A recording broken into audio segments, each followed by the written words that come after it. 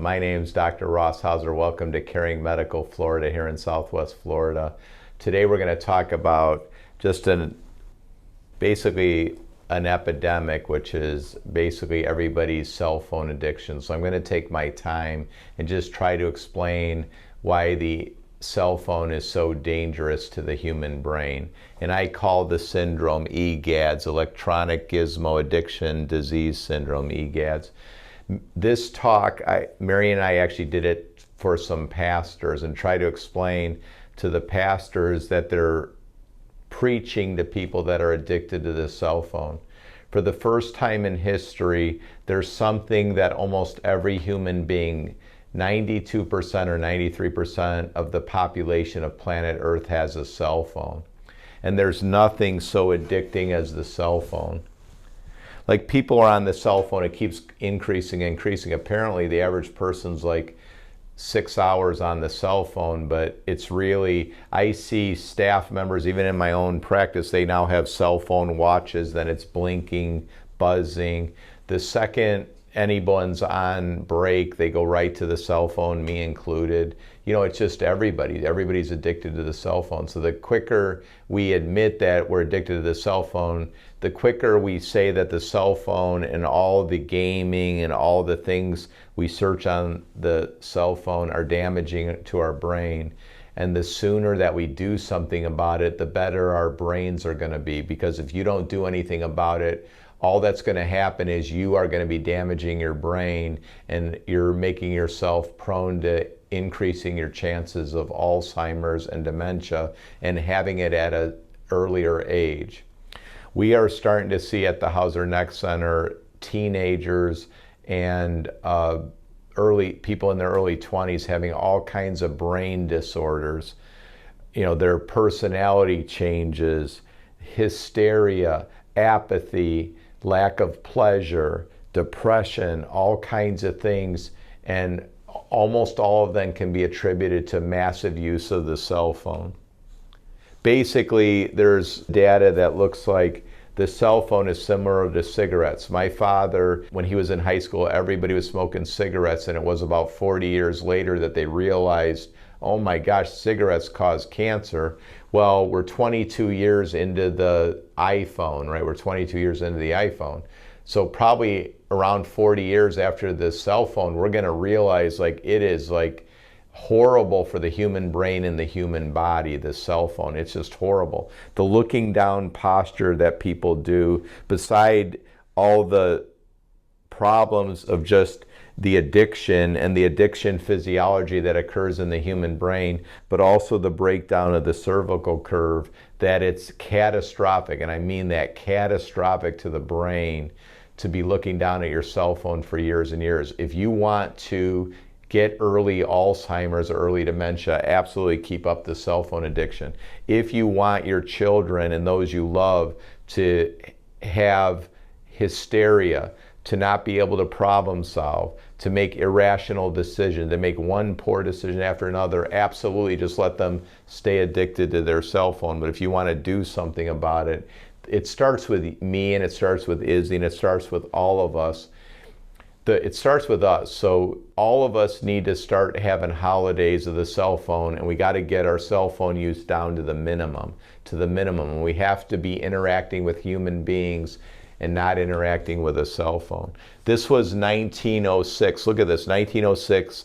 Britain's Punch magazine published this thing where it's two people on a picnic. The man and woman turned away from each other due to technology. Even in my own house, when my parents were there, my dad's texting us about different things instead of talking to us. You know, and are you our smartphone junkie? So just look at all these things. Like, what would happen to my staff if I said you can't have a cell phone on the premises? Like, what would happen? Or if somebody took away my cell phone, or they took away my wife's cell phone, or they took away your cell phone, would you get anxiety? Would I feel uncomfortable without constant access to information? I would be annoyed if I could not look up information on my cell phone when I wanted to. I would be annoyed if I could not use my cell phone or smartphone whenever I wanted to. You know, there's just lots of reasons why we all use the cell phone, and some of them are valid. But if we're on our cell phone constantly, it's not good for our brain. So there isn't anything good that happens from the human brain from massively using the cell phone. So if you care about your brain and the way you think, then you should do something about your own cell phone addiction. Are we getting dumber? They say that the humans now have less attention than a goldfish. They say human attention is now down to every 8 seconds. So we can only concentrate on something for 8 seconds. That's why I can't even go watch a Marvel movie or a Star Wars movie, because it changes every 8 seconds, because the average person can only sit there for 8 seconds and the attention span of a goldfish is like 9 seconds. How's your brain? Do you feel mentally refreshed or mentally tired? At the Hause Neck Center, we see commonly people who are coming here because they have unbelievable fatigue. And most of it's brain fatigue. The brain is just exhausted, and the brain is exhausted because it's seeing way too many things. Like 80% of the sensory input to the brain is visual, and it used to be where all you saw was what? The outside. You're in school, you're looking at the teacher. Now it's like, you know, I'm looking for a car, so my car is about 10 years old. I'm time to look for a car. I mean, because it used to be you went to the car dealership. Do you realize I can look at 10,000 cars on this? And each car I look at, it's gonna take my brain energy. So in other words, the internet has caused the metabolic demands of the human brain to go up probably 1,000-fold. And while it's doing that, the neck curve is breaking down, so the ability of the brain to detoxify itself is going down. The cortex, or outside of the brain, gives us the ability to learn and process intelligence. Intelligence is defined as the ability to acquire knowledge and use it for the benefit of ourselves and others. So it's the outside of the brain, or the cortex, the DNA, as it will, the DNA of the brain neurons, that gives us intelligence. And that's the part of the brain that's getting destroyed by the cell phone, by the changes in the neck structure causing increased brain pressure. So the basic thing is, if you're a prisoner to your cell phone, I'm just telling you, you really got to do something about it.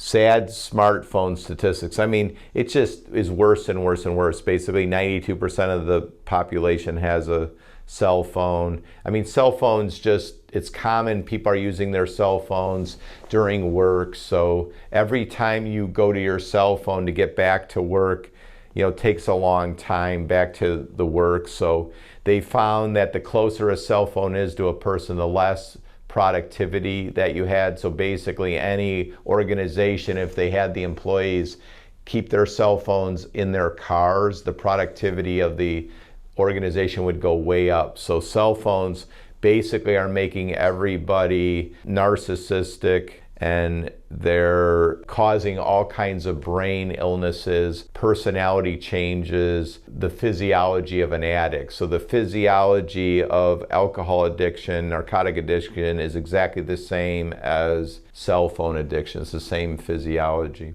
Cell phone, the searching on the cell phone, Facebook, all these things, basically, they cause dopamine to be released, which has an immediate effect of pleasure, but it's the addictive hormone, and then the people get addicted to the cell phone. And the problem is they act like an addict, so you don't do the things you need to do in life, which is we're involved in life to try to help each other, and the main way you help each other is by interacting with humans, not interacting with a cell phone. So effects of our brain by cell phones cause reduced attention span, reduced brain power, declines in work-life balance, right? The kids there. We live on Sanibel Island, and we commonly see parents walking with their kids on the beach, and both parents are looking at their cell phone, and the kids are like they're walking by themselves. It's terrible. Social media addiction. MRI data has shown that the brains of compulsive internet users exhibit similar changes to alcohol and drug addicts. You know, and this is basically it. So if you look at a normal brain, an obese person, brain of a cocaine user and brain of an alcoholic. I started to research what exactly is happening to the human brain where it seems like people aren't making good decisions. It's just everywhere. You'll go to a store and nobody's helping you, and it just seems like people are ruder in general and they're not kind. And it turns out that there's parts of the brain that are getting injured by multitasking and all the switching from screen to screen with the internet, and certain parts are getting bigger. So the constant stream of visual information primarily stimulates the visual cortex, which is used in long-term memory and benefit. The brain connects this visual information to the pleasure centers of the brain called the limbic system.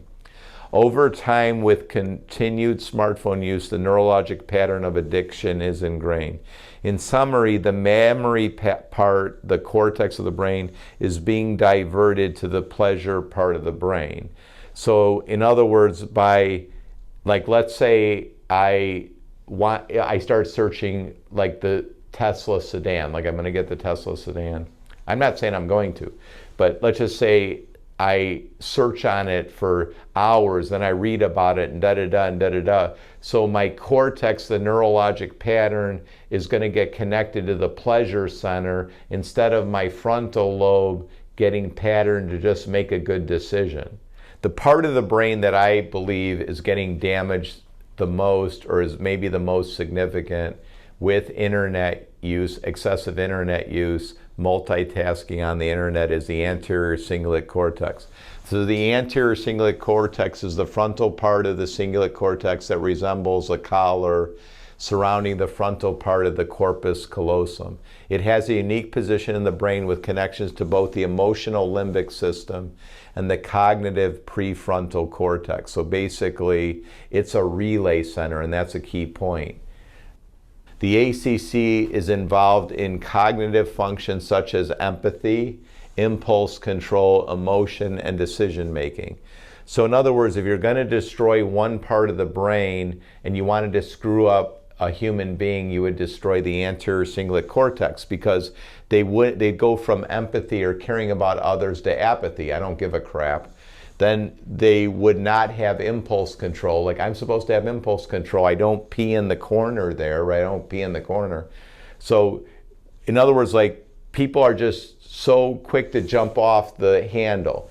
You're driving and they just cut in front of you as if like nobody else exists, and people are making such bad decisions. So again, if the ACC is damaged, you don't have impulse control. Emotion, we do want to have emotion, but it has to be controlled emotion. For instance, you say something that somebody doesn't want and they go crazy on you. They go like as if you did something horrible to them, like they have no emotional control. So when the ACC is damaged, you have emotional lability, like you just fly off the handle. And decision making, so the ACC takes what a person's learned in their lifetime, the traumas they had, the teaching they had from their parents, their teachers, their experiences, and it puts it all together to make it a good decision based on what's in front of them.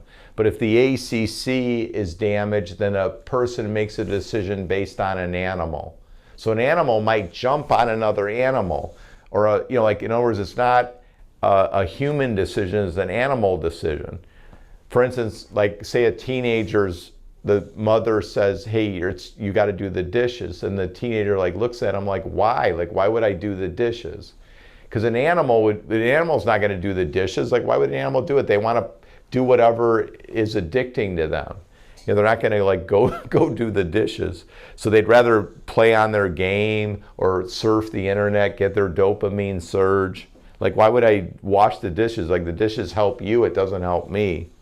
Underdeveloped ACCs result in poor affect regulation, meaning that you can't coordinate your emotions so good, i.e. the ability to control and manage uncomfortable emotions.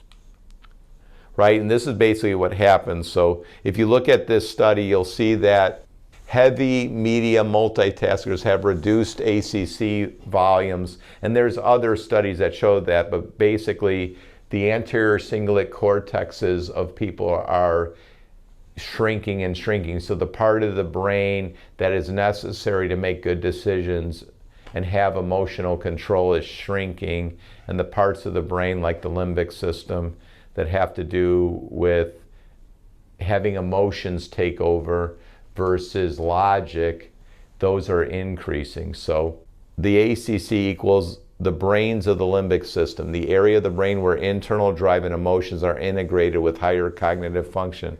So if the ACC gets damaged ability to be attentive, especially to others, decreased ability to problem solve, decreased ability to reason, then what the person does is they want constant stimulation. They're 100% pleasure driven, and that's what we see, right? This is a good example.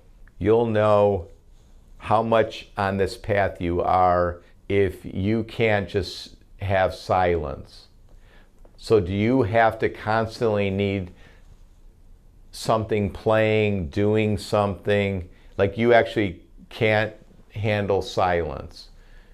So if that's you, and especially you just can't be without your cell phone, you are so far into this, and if you don't stop it, it's not going to end good for you, because you're not going to think like a human being should, a caring, loving human being, and it's going to definitely interfere in your relationships with other people. It just will. So what happens is when your ACC isn't functioning, the nucleus accumbens, which is the part of the brain where you feel pleasure, all you want to do is feel pleasure, feel pleasure, feel pleasure. Increased stimulation is required to produce pleasure, so addiction ensues. Pathology in the ACC leads to an inability to detect that something's wrong. So, in other words, you need your higher cognition, you need the anterior cingulate cortex, your frontal lobe, to see that there's actually something wrong and you need to do something about it. So think about a person who's like 24 and they're sitting at home living off of their parents and they don't want to get a job, right? They don't see that there's something wrong. Or there's a 16-year-old kid who doesn't want to get his driver's license. Like he doesn't care, whoop-de-doo, you know. Or a kid doesn't want to do his schoolwork, right? Like he doesn't see anything wrong. It's, you know, the brain's getting destroyed because they got a cell phone and they got internet access and they can just be on the internet all day. So when the ACC is damaged, you have severe difficulty resolving stimulus conflict. So when there's conflict, and then they have short fuses, they can't do conflict resolution. And this is all from the cell phone addiction, EGADS. ACC is involved in the most important aspects of problem solving. Whether or not something's a good decision or not, your motivation, right? We have a whole society of people that are amotivated, they're apathetic, they don't care, they don't plan for the future. You know, they're not thinking about the future, it's all about here and now. I need pleasure here and now. Performance monitoring interprets conflicts and makes appropriate responses.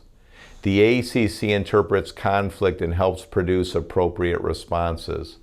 The ACC knows what appropriate behavior is and stores it in the brain so we can retrieve what we have learned for a later time, right? Like we're supposed to all learn from our experiences. If an outcome is unexpected, the ACC reacts with a larger electrical charge known as feedback negativity. Information is recorded in the precuneus part of the superior parietal lobe.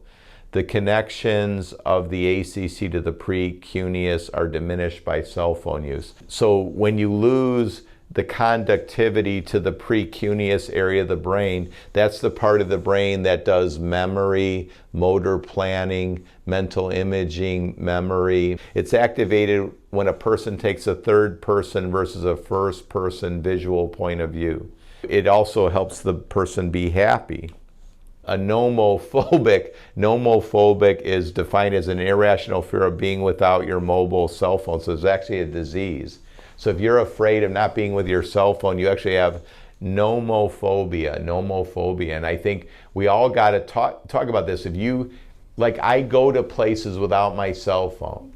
Can you go to places without your cell phone? If the answer is no, you have nomophobia and it's not going to be good for you. The phone is great. Like obviously, I try to educate people just on things that are happening to the human brain. So for the first time in history, a person can reach the whole world. So that's great. I'm just saying for most of us, we're on the cell phone way too much. So I think we all got to set boundaries, and I would really appreciate hearing from you. So I mean, please post things like if you found different things that help. This is just one action plan to combat cell phone addiction. So get rid of cable TV. That's what we did. My wife almost never watches TV. I'll watch probably like 1 or 2 movies a week.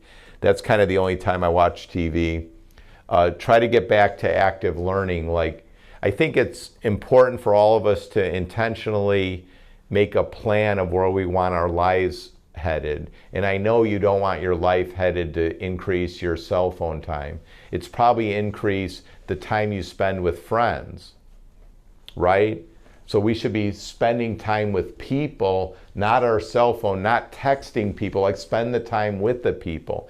Make internet-free zones human interaction zones. So that means we should not at the dinner table have our cell phones. We should not have our cell phones when you're going out to dinner. You should not have your cell phones when you're with friends and you're socializing with them. We should not have our cell phones when our kids are around. We shouldn't have our cell phones realistically at work. So there's plenty of time where I keep my cell phone in my car. Why? Because I'm here to work. I'm not here to use my cell phone. Get outside, walk, play sports, engage with others, take notes when reading. So when I go to church, I take notes, like I do handwritten notes. And the reason why it's important to handwrite is you remember things much greater when you write something down than when you just see it. So that's the reason we're doing our kids a disservice, or we're doing ourselves a disservice. We just sit there at church or wherever, whatever lecture it is, and we're not writing something down. So we need to get back to active learning versus passive learning. Active learning would be asking questions, because then they have to engage their brain, and then they ask us questions, and that activates our brain. And then the brain loves the gym. So exercise is so good for the brain. I'm just telling you, exercise, regular exercise. And if you have to work on the computer, because lots of us do, please have the computer up so you're helping your neck curve, then stand, because then you're using muscles. Exercise is shown to increase the parts of the brain that have to do with imagination and with higher cognitive functioning. So the parts of the brain that get destroyed by massive cell phone use, some of them are increased by exercise. So definitely exercise. Reading basically helps neurons in the brain connect better, and it helps higher cognitive functioning. So the human parts of the brain, the cortex, which is the DNA of the brain cells, the gray matter, that part of the brain gets stimulated by reading. One way to also help your brain is to do the things that I've talked about in other videos that have to do with improving your vagal tone. That would be anything that is calming. So that would be prayer, Bible reading. I think Bible reading is a really good one, because Bible reading is you're reading something that many people, me included, believe is the story of God's interaction with humans. And there's so many great lessons in the Bible, and it's a way that many people use it to gain faith in God. And I go to Bible verses all the time. I regularly try to memorize Bible verses. So when I was in med school, I was in med school from 1984 to 1988, and then I was in residency from 1988 to 1992.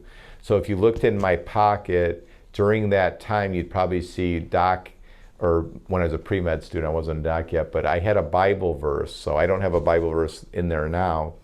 But it just means that even in a busy life, you can memorize a Bible verse. And anything that you're memorizing, that's improving your brain function.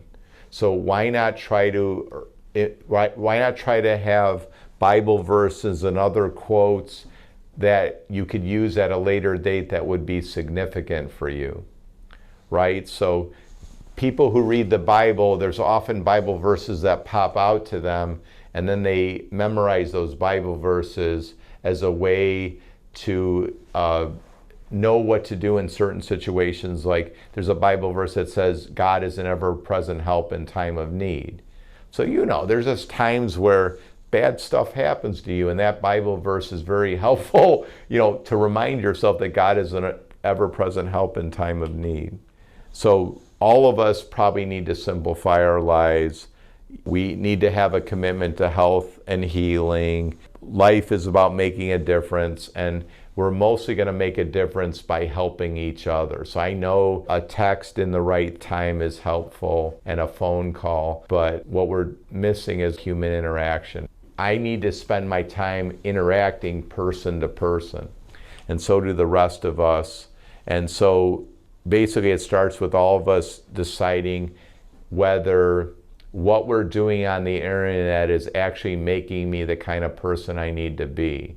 So if it is, keep at it, keep doing it. Like obviously I research a lot of things on the internet, like for the writings I do, even for these videos that I do. So the internet can be amazing, but it also can be very harmful, especially when it becomes an addiction. In 1 Corinthians in the Bible, I just remembered some Bible verses that I memorized, but it says that all things are lawful for me, but not all things are beneficial. Then there's another Bible verse that says, all things are beneficial for me, but I will not be mastered by anything. The biblical principle is that it's lawful for all of us to spend all of our time on the internet, on the computer, but is that time beneficial to us, and does it have mastery over us? So if it's not beneficial to us, think about that. We're using our free time in something that's harmful to us, and then does it have mastery over us? So imagine with your free time, like Izzy's here, so Izzy has 3 children. She works really hard here in the office. So she has so limited free time. So whatever free time she has to make sure, just like the rest of us, that we're doing things that are really beneficial to us. So we get involved with people when their brain function is so bad and they just need help. So in the office here, what we do is we check flow of fluid, artery and blood flow to the brain, away from the brain. We check brain pressures, and in our experience, everybody's brain pressure is getting higher, in large measure, I believe, because the cervical curve, because of all the cell phone use, our neck structures are breaking down, and when they break down, it affects our brain. When it affects our brain, it affects our thoughts. When it affects our thoughts, it affects our actions. When it affects our actions, then it affects our interactions with each other. And so let's get back to making sure that what we're doing on the internet and with computers, that it's helpful to us and not harmful.